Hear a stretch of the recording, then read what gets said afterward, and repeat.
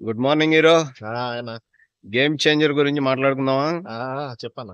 ఎలా అనిపించింది నీకు గేమ్ చేంజర్ ట్రైలర్ గానీ? గేమ్ చేంజర్ ఒక విషయంలో ఒక మాటలో చెప్తాను.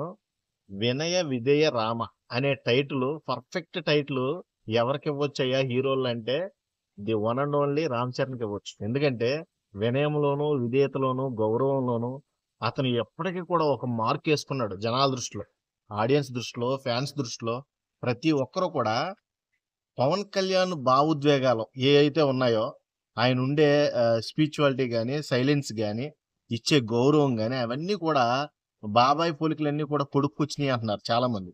అది నిజమే.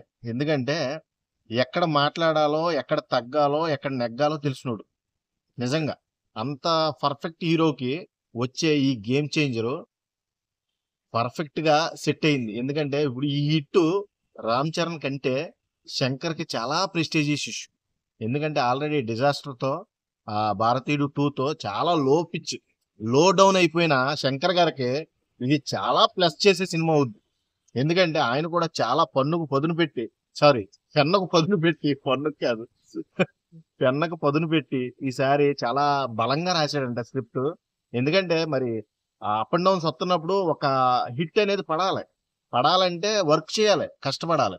దాని మీద చాలా సాన పెట్టి ఈసారి కథను రాసి అందరి ముందు ఒక హిట్ టాక్ ని తెచ్చుకోవాలని చాలా కష్టపడ్డాడంట. ఆ కష్టానికి ప్రతిఫలం రామ్ చరణ్ నుంచి ఎక్స్పెక్ట్ చేస్తున్నాడు. ఇప్పటి వరకు చూసుకోండి మీరు, రామ్ చరణ్ దే ఎంతమంది హీరోలతో చేసిన డైరెక్టర్స్ ఫస్ట్ హిట్స్ ఇచ్చింది రామ్ చరణ్. రాజమౌళికి కొన్ని సినిమాలు చేశాడు, అయినా సరే అంత పేరు రాలా. మగధీరతో ఫస్ట్ హిట్ వచ్చిందా లేదా? మగధీరతో రాజమౌళికి వచ్చింది. రాజమౌళి అక్కడి నుంచి వెనక్కి తిరిగి చూశాడా? అన్ని కూడా భారీ బడ్జెట్ మూవీలే చేశాడు. అలాగే కొంతమంది ఇంకా సుకుమార్ చూసుకోండి. సుకుమార్కి అది ఏం సినిమా అంటే రంగస్థలం ఎంత భారీ హిట్ అండి. అసలు సుకుమార్ డైరెక్షన్ అంతా కూడా చూపించింది రంగస్థలంలో. అంత మంచి మంచి హిట్లు ఇచ్చాడు. అంటే వాళ్ళకి హిట్లు లేవని కాదు అంతకు ముందు, కానీ ఒక మార్కేసే హిట్లు. అర్థమైందా? అబ్బా డైరెక్టర్ పేరు కూడా గుర్తుపెట్టుకునే హిట్లు మాట. చాలా మంది సినిమాలు చూస్తారు కానీ డైరెక్టర్లు ఎవరో, ప్రొడ్యూసర్లు ఎవరో, వాళ్ళ మ్యూజిక్ డైరెక్టర్లు ఎవరో కూడా తెలియదు. వాళ్ళకి అవసరం లేదు, వాళ్ళ హీరో సినిమా చూడాలి అంతే. ఆ టైప్ ఆఫ్ లో చూస్తారు. కానీ డైరెక్టర్ మార్కు పడింది అనుకోండి, ఖచ్చితంగా డైరెక్టర్ గురించి మాట్లాడతారు. సుకుమార్ ఏం చేశాడు రా అని, లేకపోతే మన శంకర్ ఏం చేశాడు రా అని ఈసారి చెప్పుకోవాలని శంకర్ ప్రయత్నం, శంకర్ ఆశ కూడా. ఈ ఆశ నెరవేరుద్ది ఖచ్చితంగా. శంకర్ గారు మార్పు మళ్ళీ ఈ గేమ్ చేంజర్ తో టర్న్ అయిపోద్ది. ఈ లుక్ ఎలా అనిపించింది గేమ్ చేంజర్ లో? Roles class and political look 3 కోణాలు అయితే కనబడుతున్నాయి. ఒకటైతే ఐపీఎస్ గెటప్ కనబడుతుంది. 2 క్యారెక్టర్లు అయితే మాస్ అండ్ క్లాస్ మిక్స్డ్ క్యారెక్టర్లు కనబడుతున్నాయి. ఒకటైతే పూరా సినారియో పొలిటికల్ డ్రెస్, ఆ పంచికట్టు గాని, ఆ వైట్ షర్ట్ గాని అవి చూస్తుంటే ఖచ్చితంగా పొలిటికల్ పార్ట్ కూడా ఉంది. ఇది యాక్చువల్ గా శంకర్ గారు ఎవరితో, పవన్ కళ్యాణ్ గారితో తీద్దాం అనుకున్నాడు ఈ మూవీ గేమ్ చేంజర్. కానీ పవన్ కళ్యాణ్ గారు పొలిటికల్ లో ఉండడం వల్ల కుదరలేదు. అదే ఇక ఎవరు సెట్ అవుతారంటే పవన్ కళ్యాణ్ పోలుకున్న రామ్ చరణ్ గా ఇద్దాం, మళ్ళీ బయట వాళ్ళు ఎందుకు, వాళ్ళని చూస్తూనే ఎదిగాడు కదా, ఆయనకైతేనే కరెక్ట్ గా సెట్ అవుద్దని ఆయనకే ఇచ్చి ఈ సినిమా చేయించడం చాలా అప్రిషియేట్ చేయాలి శంకర్ గారిని. ఆయన ఈ మధ్య ఏమైనా డిజాస్టర్స్ పడుతున్నాయేమో కానీ ఒకప్పుడు సినిమాలు చూసుకోండి, ఇప్పుడు ఏఆర్ రెహమాన్ మ్యూజిక్ కొన్ని సంవత్సరాలైనా వింటానే ఉంటారు. అలాగే శంకర్ గారి సినిమాలు ఎన్ని సంవత్సరాలైనా చూస్తూనే ఉంటాం.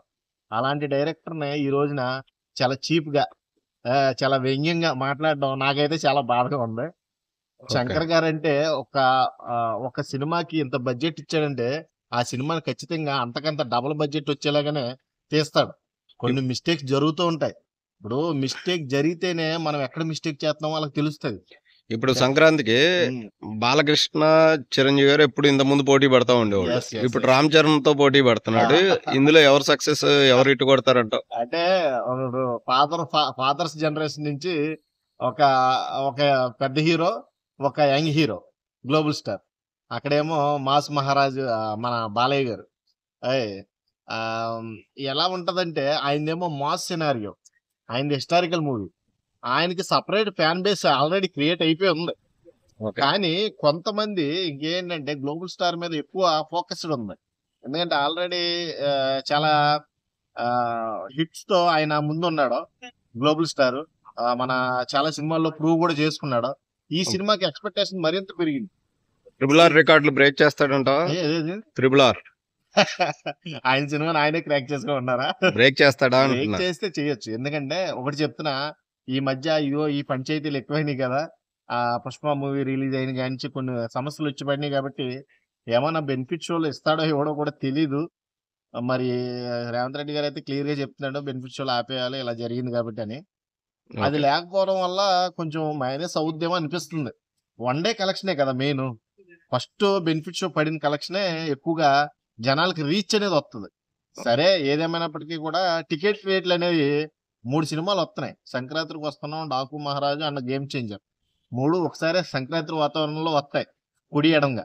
వచ్చినప్పుడు వీళ్ళు ఏంటంటే ప్యారలల్ గా టికెట్ రేట్ ఉంటే మంచిది. ఒకరికి ఎక్కువ ఒకరికి తక్కువ ఉందంటే చాలా దెబ్బ అయిపోతుంది. ఓకే. నిజంగా చెప్తున్నా. ఈ 3 సినిమాల్లో ఎవరు ఇటు కొడతారంట? ఆ 3 సినిమాల్లో ఎవరు హిట్ కొడతారంటే ఇది పెద్ద ప్రశ్నే ఇది. అర్థమేనా? నీ 3 కూడా గెస్సింగ్. 3 కూడా 3 క్యారెక్టరైజేషన్స్ ఉన్నాయి కాబట్టి ఒకటేమో హిస్టారికల్, ఒకటేమో ఫ్యామిలీ డ్రామా, ఇదేమో మాస్కా దాస్. అందరికి మిక్స్ చేసి ఉంది కాబట్టి క్యారెక్టరైజేషన్స్. కాబట్టి ఎవరు హిట్ కొడతారని నేను పర్ఫెక్ట్ గా చెప్పను, కానీ ఎవరు అందరు ముగ్గురు హిట్ కొట్టొచ్చు. ఎందుకంటే వరుస పెట్టి హ్యాడ్రిక్లే వస్తున్నాయి ఇప్పుడు అందరికి. అర్థమైందా? వరుస హిట్లతో హ్యాడ్రిక్లు పడతాయి ఈ సినిమాలు హిట్ అయితే. ఆ క్రమంలో ముగ్గురు హిట్ కొట్టొచ్చు. ఓకే. ముగ్గురు హిట్ కొడితే ఎలా ఉంటదంటే, మనం నాటుకోడి చిల్లిగారి వేసుకొని ఎలా ఎంజాయ్ చేస్తామో ప్రతి సినిమాకు ఒక్కొక్క రోజు వెళ్ళి అలా ఎంజాయ్ చేస్తారు ఆడియన్స్. సో అవును కదా? మొత్తానికి 3 సినిమాలు 3 సినిమాలు ముచ్చటగా ఈ సంక్రాంతికి ముగ్గేసినట్టు మన వాకిట్లో మొత్తం హిట్ కొట్టాలని మనస్ఫూర్తిగా కోరుకుంటున్నాం. Okay. Thank you. Thank you.